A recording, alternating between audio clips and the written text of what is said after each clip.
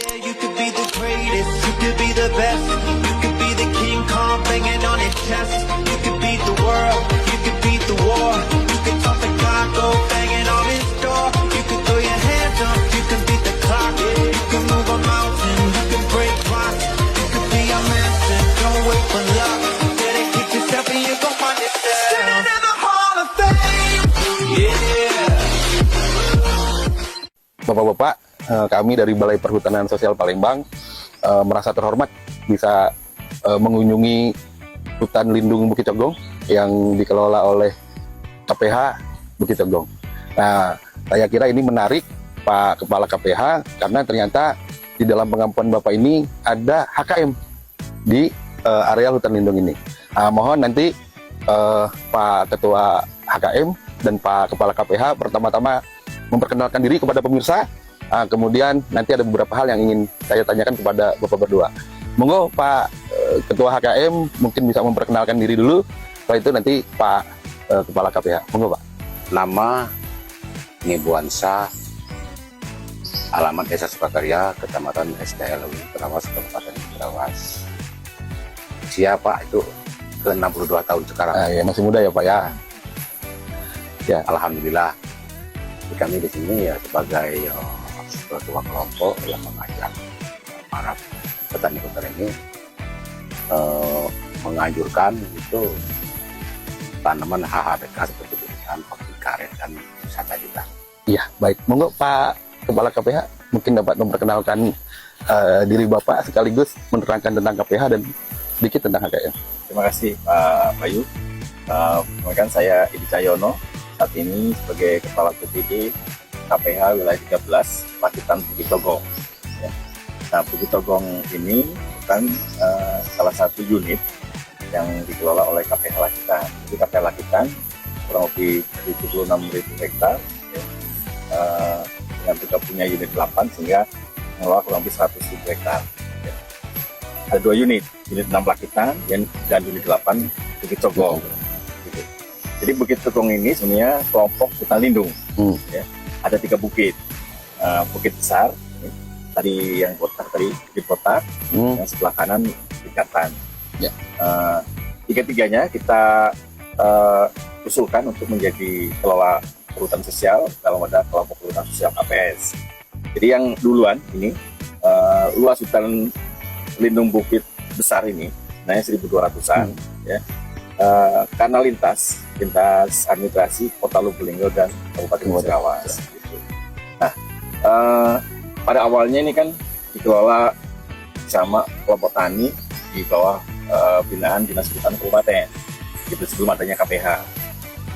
Ada kelompok tani di bawah di bawah binaan Dinas Kehutanan. Karena melihat bahwa hutan lindung ini dulunya sebenarnya sempat kritis sehingga berdampak kerusakan karena masyarakat di bawah ini sangat tergantung dengan air yang bersumber dari hutan lindung ini. Begitu kritis, air tidak ada sehingga terjadilah longsor dan sebagainya. Dengan dampak itu akhirnya komitmen untuk menghijaukan kembali hutan lindung ini. Nah, kemudian tahun 2004 sampai 2006 ada kegiatan gerhan, ya, atau GNHL. Nanti Pak Bayu dan tim bisa melihat tanaman-tanamannya, sudah kegiatan rehabilitasi itu terlihat keberhasilannya. Ya. Jadi saat ini yang dikelola oleh HKM kurang lebih 380-an ya. Ya, kurang lebih. Semuanya sudah tertutup.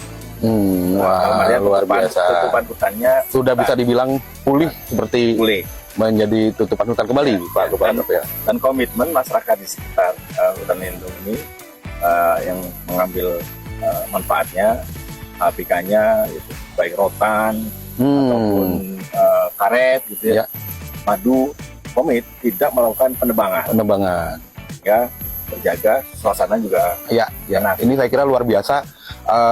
Saya beralih sebentar Pak ke Pak Nibu ya Pak. Kira-kira dengan tadi yang seperti diceritakan Pak Kepala KPH, masyarakat punya komitmen gitu Pak. Nah kemudian membentuk ya Pak kelompok tani hutan. Nah, kemudian bertransformasi menjadi HKM, KPS. Nah, bisa nggak Pak diceritakan profil kelompoknya, berapa anggotanya, berapa laki-laki perempuan, kalau ada, karena menarik Pak, kombinasi lelaki perempuan ini dalam perhutanan sosial ini, kemudian apa yang diusahakan? Jadi kami di sini Pak, di KTH Wana Manunggal ini memang di situ kan yang paling utama itu kan bapak-bapak, tetapi ibu-ibu itu tetap di kiri kanan kami. Siap. Nah, untuk membantu kan misalnya mengelola lahan, mengelola umpamanya kan hasil seperti hasil kopi, hasil karet. Jadi kami di sini Pak Yo, di kelompok tani hutan kami ini semuanya itu kan gabungan. Bapak-bapak, ibu-ibu, ya remaja juga. Jadi Remaja ikut. HKM-nya sendiri Pak, SK-nya keluar tahun berapa? SK-nya itu keluar itu Pak tahun 2014. 2014, berarti udah hampir 1 dekade ya Pak Kepala KPH. Kemudian anggotanya berapa dan dari desa mana saja? Anggotanya itu Pak 90 kakak. 90 anggota kakak. itu kan ada dari desa tetangga seperti Ya. desa Sukorejo, ada desa Marga Bakti, nah itu ya ada. Cuman yang terbanyak itu desa Sukakarya. Karena kan mereka ini kenapa dia ikut di sini? Karena dulu sebelum HKM itu mereka sudah ikut, dia tuh berkehidupan di sini. Iya, jadi HKM ini anggotanya terdiri dari beberapa desa Pak. Saya kira ini menarik gitu ya. Iya. Dan tidak ada permasalahan Pak ya, Tidak ada. walaupun berbeda desa. Tidak. Karena memang sudah sejak awal berkecimpung di sini. Berhimpun kita bareng-bareng ya, Bareng-bareng. kehidupan di sini. Nah, tadi sekilas Pak Kepala KPH kan juga bercerita di sini itu kombinasi ya Pak, dari karet, ada durian juga, kemudian ada kopi. Bagaimana Pak bisa diceritakan pengelolaan komoditas yang ada di sini gitu, dan yang ingin kami gali juga sebenarnya kira-kira nilai ekonomi yang didapat ini bagaimana manfaatnya buat anggota? Ya, nilai ekonomi yang ada ini Pak ya sampai sekarang ini ya sangat bermanfaat ya bagi kami pengelola hutan ini. Walaupun hasilnya itu kan tidak banyak, tapi nyatanya itu kan ya mencukupi. Jadi untuk harian itu kan seperti hasil karet. Menutupi ya Pak ya, Ya. untuk kebutuhan harian. Kalau kopi itu kan hasil tahunan. Durian hasil tahunan. Ada lagi dia kan hasil jengkol. Oh, ada juga. Ada jengkol Oh, Pak. di sini. Ya, jatuh peti. Jadi di sini nih seluruh HHBK tuh hampir Termasuk ada. rotan tadi saya dengar dari Pak. Rotan, ada juga yang bambu. Oh, baik. Jadi sumber daya alam di sini itu ya cukup ya menghidupi masyarakat di sinilah. Untuk Kalau boleh tahu kopinya per tahun atau durian per tahun berapa Pak produksinya? kalau durian di sini nih Pak, dia nih gini. Itu satu batang tuh bolehlah kita ambil umpamanya 300 atau 250 per batang. Sedangkan di wilayah Bukit Cogong ini durian itu kan kalau dihitung tuh ratusan batang, Luar biasa ya. ratusan batang. Dan itu dijual ya Pak ya? Dijual. Tidak hanya untuk kebutuhan teman-teman ya. Jadi jualnya di sini dia Pak. Jadi kumpul di wisata alam ini.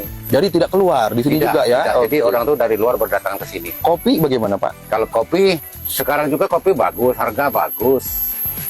Berapa ton dalam Kalau di setiap sini panen? kalau per di tahunnya? sini Pak, di kanan kopi itu kan di sini kan seperti lain dengan daerah lain. Kalau daerah lain itu kan khusus. Kalau di sini kan campuran.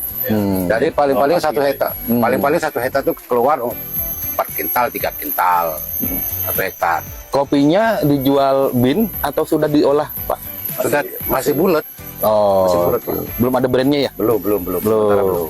Seperti belum. Nah, kemudian Pak Nibu, saya juga ingin mendapatkan satu informasi ini Pak. Yes. Kan HKM ini juga mengkombinasikan ya Pak, manfaat ekonomi dengan manfaat ekologi.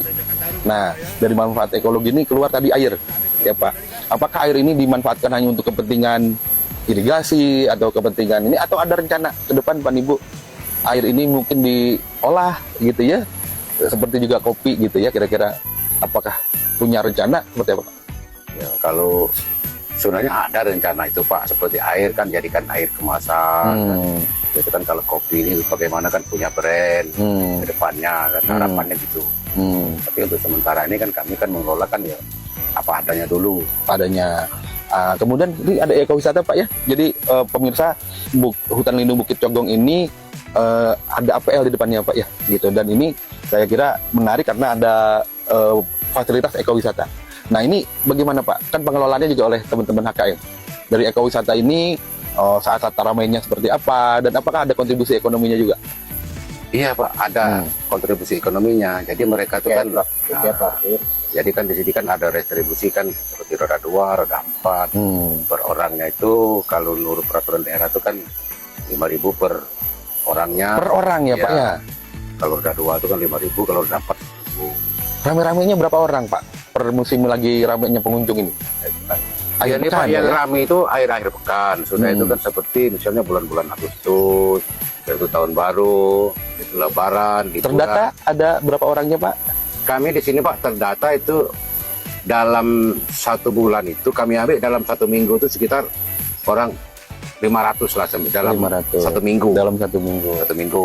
Jadi kalau 1 bulan itu Pak sekarang sudah sampai lah 1.000 sudah masuk dalam rata-rata lah. Rata-rata ya. Baik. Dalam hari-hari biasa. Nah, cuman lain dengan hari-hari yang istimewa itu kan beda. Itu bisa lebih banyak lagi. Ya bisa kadang-kadang Pak sampai 2.000. Oh, per minggu ya?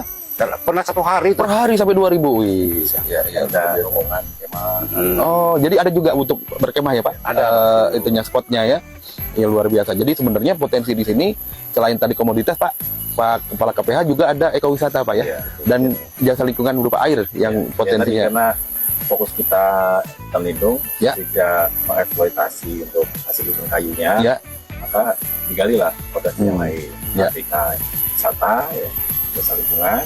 Nah, air sendiri ini kan dikelola oleh desa sebenarnya. Oh, Dikelola siap. oleh Ya. desa, diatur, dibuat saluran atau pipa ke Mm-mm. rumah-rumah warga Ah. untuk kebutuhan kehidupan. Itu ada semacam Ada kontribusi dari penggunanya, Pak? kontribusi 10.000 per kakak 10.000 per kakak per bulan? per bulan. Per bulan. Itu masuk ke kas desa. Ke kas desa. Ya, kas saya. Ya, jadi AKM ini punya kontribusi juga ya, Pak ya, Ya, terhadap desa.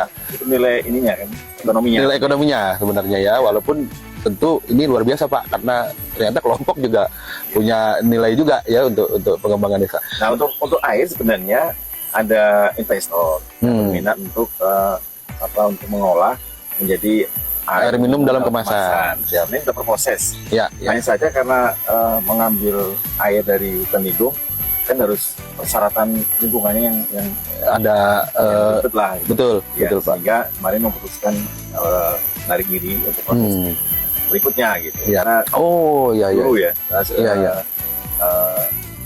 mengambil air dari hutan lindung. Ya. Sebenarnya lahannya untuk pembangunan pabrik sudah disiapkan sebenarnya. Ya, karena di luar kawasannya, Pak ya. Jalur kawasannya. Ya, betul. Ya. Nanti bisa Siap. Bentuk pembinaan apa, Pak, yang sudah diberikan selama ini kepada teman-teman HKM ini, Pak?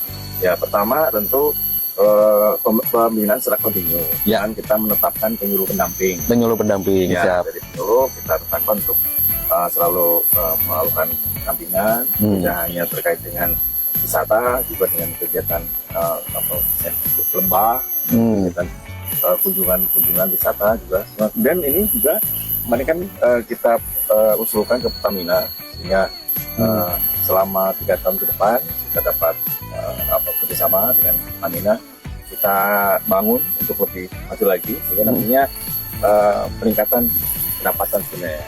Jadi yang tahap pertama kita bangun gapura dan kedua desain pengembangan wisatanya seperti apa, dan nanti kita akan bangun konservasi anggrek.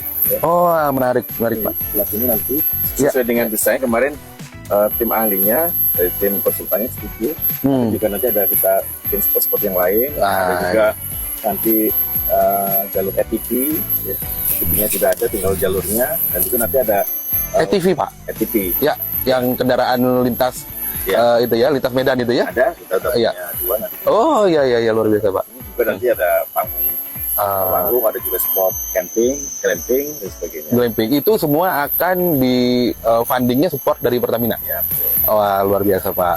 Nah, kemudian tadi sudah pembinaan dan rencana pengembangan ya, Pak. Bagi KPH sendiri, Pak, dengan adanya pembinaan terhadap HKM ini, Pak, baik yang mungkin ada di hutan desa, ada di sini di bawah Bapak. Ada. Ini apa, Pak, manfaat bagi Bapak selaku kepala KPH ini?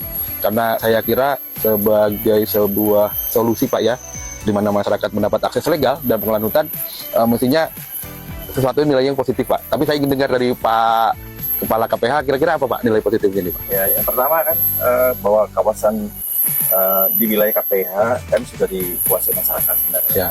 Ya. Kalau mau, suka nggak suka, ya, kami harus memfasilitasi.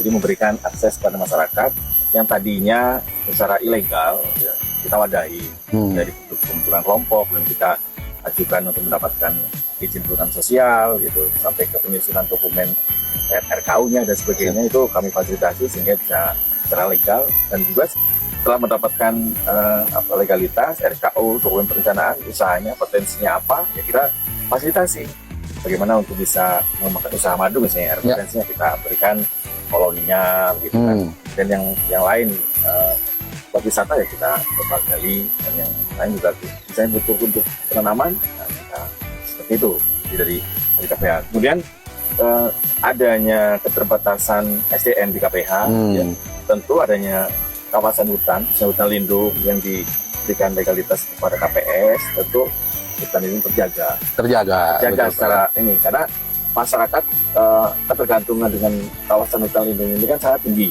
sehingga dengan sendirinya mereka akan menjaga hutan lindung ini. Bagaimana kalau ini gundul, mereka suplai airnya dari mana? Jadi secara ini ketergantungannya sudah sangat tinggi ya, Pak Luhur ya, dan komit. Nah dengan demikian ini kan menguntungkan KPH. Siap. Dari sisi manajemen pengelolaan kawasannya, Pak. Kawasan ada pengelolanya. Jadi siapa yang masuk ke kawasan kan ada petugasnya gitu. Siap. Saya kira luar biasa Pak Kepala KPH, Pak Nibu selaku Ketua HKM. Ini saya harap tidak menjadi yang pertama kami kesini, Pak. Karena dengan adanya Balai Perhutanan Sosial Palembang, maka pelayanan terkait perhutanan sosial yang awalnya semua oleh kawan-kawan di Medan sekarang menjadi lebih dekat. Sehingga nanti mudah-mudahan seperti yang harapannya Pak Kepala KPH, ada banyak hal yang bisa kita kolaborasikan, Pak, untuk pengembangan HKM, utamanya yang ada di bawah pengampuan KPH Lakitan Bukit Conggong. Demikian pemirsa, saya kira perbincangan tadi cukup menarik dan menginspirasi bagi teman-teman perhutanan sosial dimanapun di wilayah kerja Balai Perhutanan Sosial Palembang. Saya ucapkan terima kasih Pak Kepala KPH dan Pak Ketua. Demikian, billahi taufiq wal hidayah. Assalamualaikum warahmatullahi wabarakatuh.